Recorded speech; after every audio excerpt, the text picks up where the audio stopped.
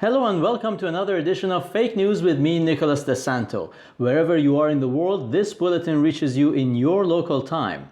First, a word from our sponsor, Bricks and Mortar. Get your first house with the help of the bank of mom and dad before they figure out what equity release means.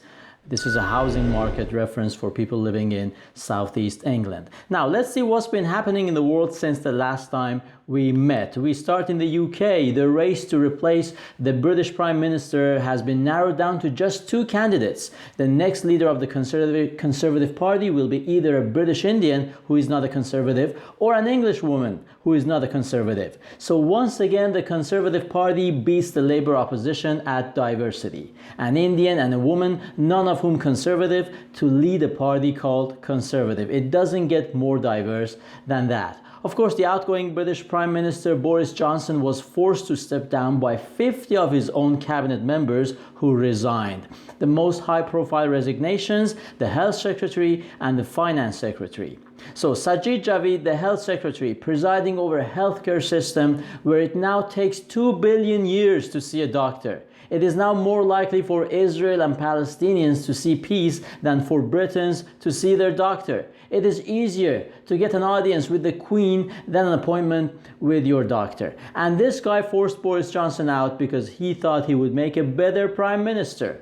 Also, Rishi Sunak, the Chancellor, the man presiding over the highest inflation since Luftwaffe was bombing London. It is now cheaper to buy dinner for the Queen of England than getting a full tank at the pump. And this guy forced Boris Johnson out because he thinks he can make a better Prime Minister. And they all said they did this because of their integrity. So for viewers watching this outside Britain, in British English, integrity means self-serving, duplicitous treachery. Of course, the fall of the government has cast a doubt over the future of the controversial policy to deport illegal immigrants to Rwanda. This will be a welcome relief for the leftist opposition and the woke activists. So far, their biggest challenge was how to attack the government decision without calling Rwanda a hellhole. Now, another grooming gang scandal and the inquiry into abuse in the city of Telford reached the same conclusion as other inquiries for other cities across the country. More than 1,000 underage white girls from disadvantaged families were abused and raped by predominantly Pakistani gangs, while the police, social workers, and local government ignored it for fear of being called racist.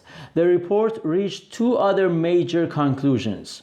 Political correctness means being polite to others, including those who rape your kids. Also, English people are the most polite in the world. Now, laughing all the way to the other bank, British Bank Halifax introduced gender pronouns on their employee badges. When asked on Twitter if they were forcing this onto their staff, Halifax Twitter account urged customers who disagreed with their values to go elsewhere. And they did, closing their accounts in droves. Halifax later apologized, saying, quote, "We thought we could lecture people on morality and worldviews, but what were we thinking? We are a bank, not Hollywood or a razor-making company." Still in Britain, Joanna Hogg, the first nurse who received the COVID-19 vaccine in Northern Ireland, received the George Cross from the Queen.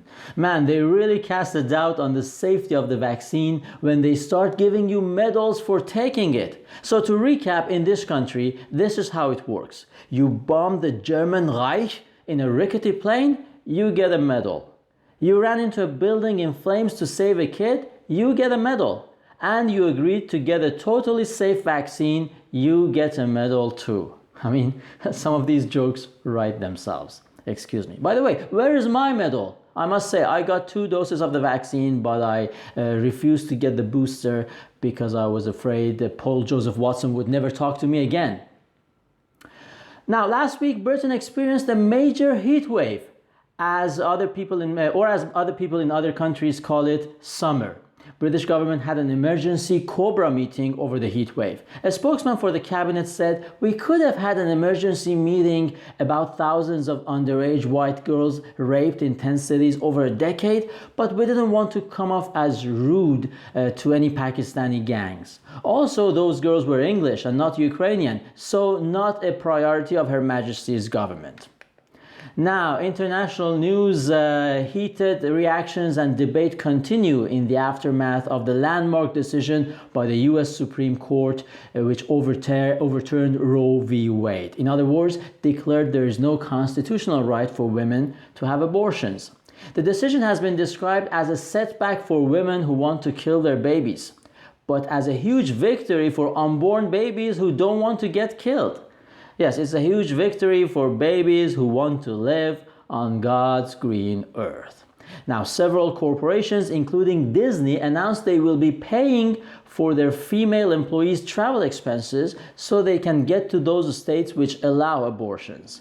So Disney, a company producing content for children, will subsidize the killing of children. A spokesperson for Disney said, quote, "We do understand the need for women's reproductive health care, but we don't understand irony." Still in America, following Johnny Depp's defamation case victory against ex-wife Amber Heard in a US court, now Ms. Heard's legal team have asked for the sentence to be overturned by arguing that the trial was flawed. The flaw? They say the jury was extremely biased against lying women. Leaders of G7, the world's most industrialized nations, gathered in Germany to discuss the global crises, including the war in Ukraine. At the G summit, one of the leaders reportedly said, "Hey, isn't it funny that Trump was right about Germany's dependency on Russian gas, and also about the need to not totally write off our own fossil fuels, and also about NATO members needing to spend more on their defense budget?" What a goofy president he was. He was just about right on everything. European Union accepted membership requests from Ukraine and Moldova.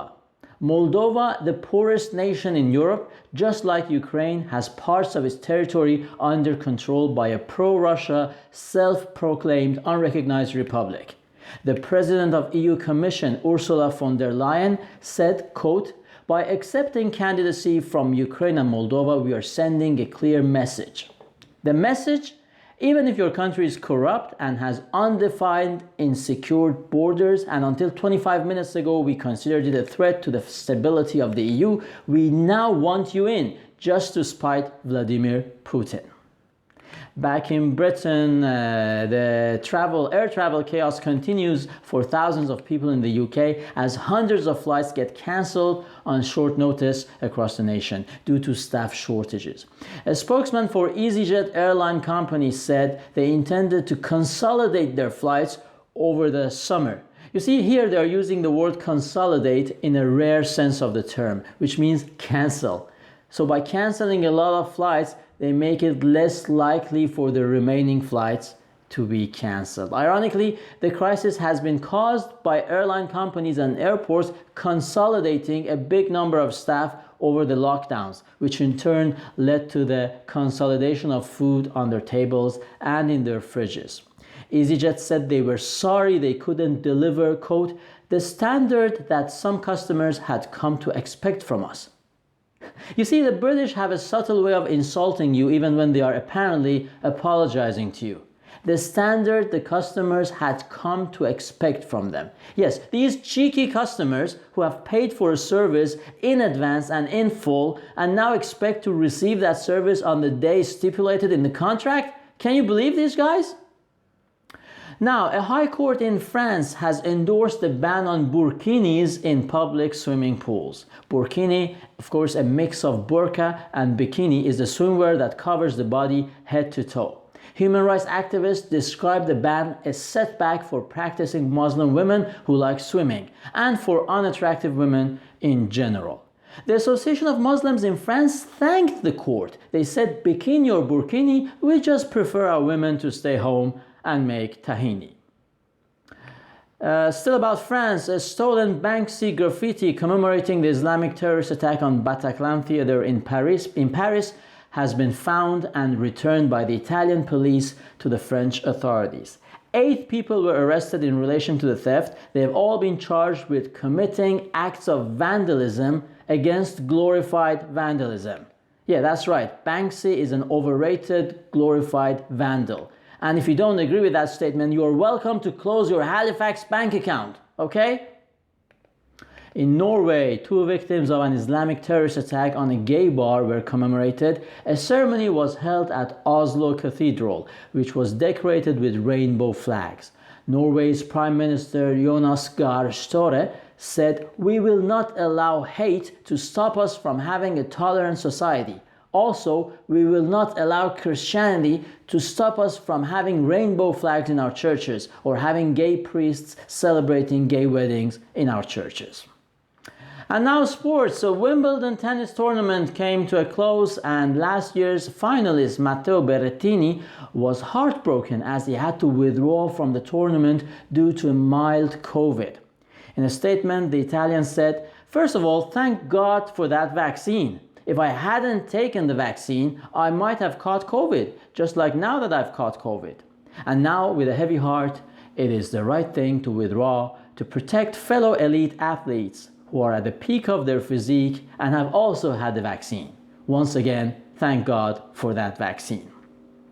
Of course, this year's Wimbledon was overshadowed by the organizers' decision to ban Russian and Belarusian players, so basically discriminating against individuals based on their place of origin in retaliation for the actions of their government that issued their passports.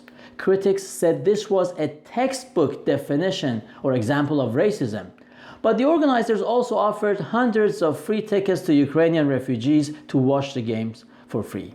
This proves yet again my old theory: racists can be good people. US gymnast Simone Biles received the Presidential Medal of Freedom, the highest honor in the US.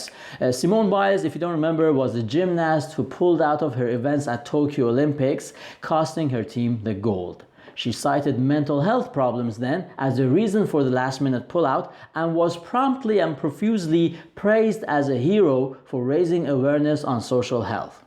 US Olympics Committee said, quote, "We applaud your decision to prioritize your mental wellness over all else." President Biden also awarded the same medal to US Army veteran James Cashew. You don't know James Cashew? James Cashew was the American soldier who refused to participate in raising the US flag in Iwo Jima due to the stress levels involved in the task. A US Army statement said, quote, "We applaud your bravery to prioritize your mental wellness over all else." And finally, in the UK, mobile phone company EE and England's national football team coach Gareth Southgate have launched a TV campaign where he claims female footballers are subject to daily abuse, hate, and death threats, and men must stop this, he says. It must be noted that aside from spewing unsubstantiated man-hating nonsense in woke TV campaigns, Gareth Southgate has a history of solidarity with female footballers. In fact, last month, to show solidarity with their female counterparts, Gareth Southgate's team played like women and lost 4-0 at home to Hungary, England's heaviest home defeat in 94 years. And that's it. That brings us to the end of this edition of Fake News. Thank you for watching. Please feel free to support me on alternative platforms I'm setting up because let's face it, this YouTube thing is not going to last. Thanks for your time again and have a great start of the week.